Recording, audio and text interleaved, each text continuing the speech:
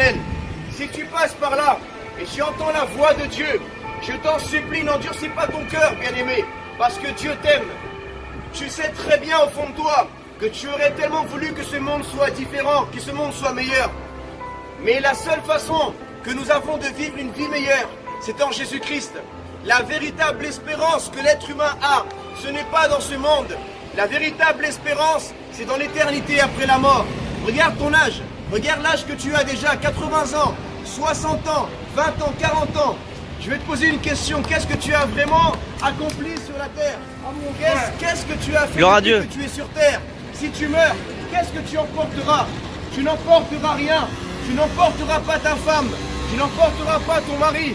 Tu n'emporteras pas ton argent.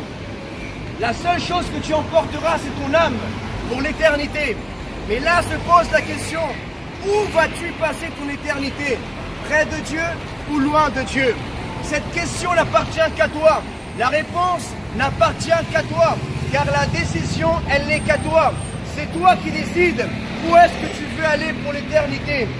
Dieu ne jugera personne, il ne condamnera personne sans que la personne ait pris sa décision.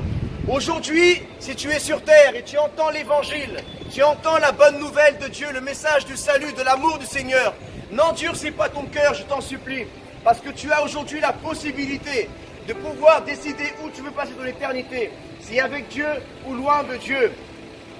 Beaucoup de fois, on se croit mieux que les autres, on se croit plus intelligent, et on pense que ceux qui croient sont plus faibles. Aujourd'hui, sache que si tu crois en Dieu, tu mets ta foi en l'Éternel, en ton Créateur, tu ne seras pas moins. Non, au contraire, ce n'est pas une preuve de faiblesse, mais d'humilité. Et la Bible dit que l'humilité précède la gloire de Dieu. Il est nécessaire que dans la vie, nous puissions faire preuve d'humilité, non pas seulement envers les uns les autres, mais envers Dieu aussi.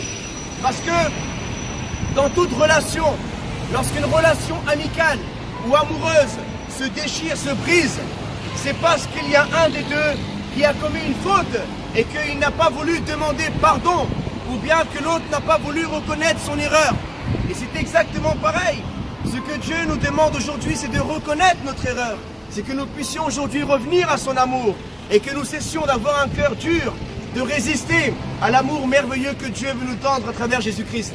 Messieurs, dames, nous sommes dans la fin des temps et nous le voyons aujourd'hui, non pas seulement dans la Bible, mais nous le voyons à la télé, nous le voyons en live. Nous voyons des personnes qui sont décédées à cause d'une peste, un coronavirus. Et ce n'est pas la première fois que cela arrive dans l'humanité.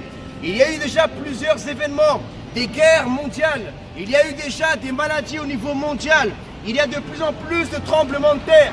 Il y a de plus en plus de choses qui se passent dans le monde, de méchanceté.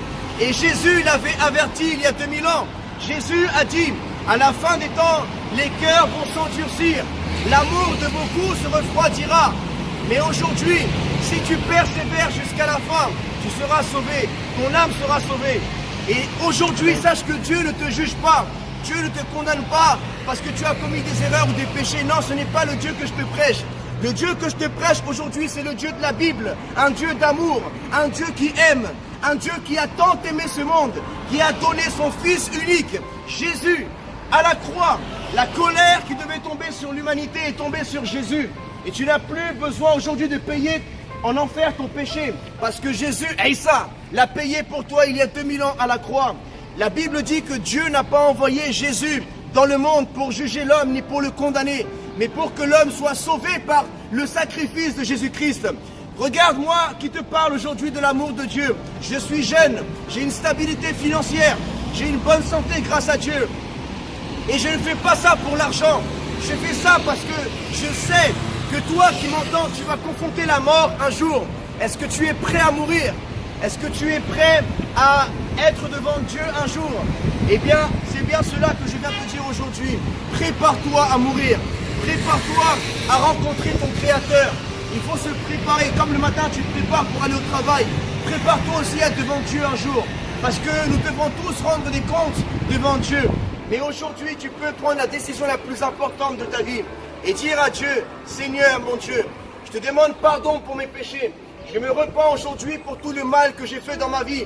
Si j'ai été méchant envers des personnes, si j'ai agi avec méchanceté, si j'ai menti, si j'ai volé, si j'ai trahi des personnes, si je me suis mal comporté envers toi, Seigneur, je te demande pardon. Fais cette prière aujourd'hui si tu entends la parole de Dieu. Tu peux la faire avec ton cœur, chez toi, ou même en marchant, tu peux parler à Dieu.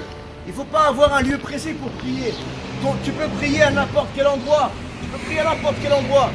Où que tu sois, même en marchant, tu peux parler à Dieu. Et tu peux lui dire, Seigneur, je t'ouvre mon cœur. Je me repens, Seigneur. Sauve mon âme. Restaure mon foyer. Touche le cœur de mes enfants, Seigneur. Protège ma famille. Au nom de Jésus-Christ. Amen. Que Dieu vous bénisse. Et n'oubliez pas que Jésus vous aime. Bonne journée à tous, messieurs, dames.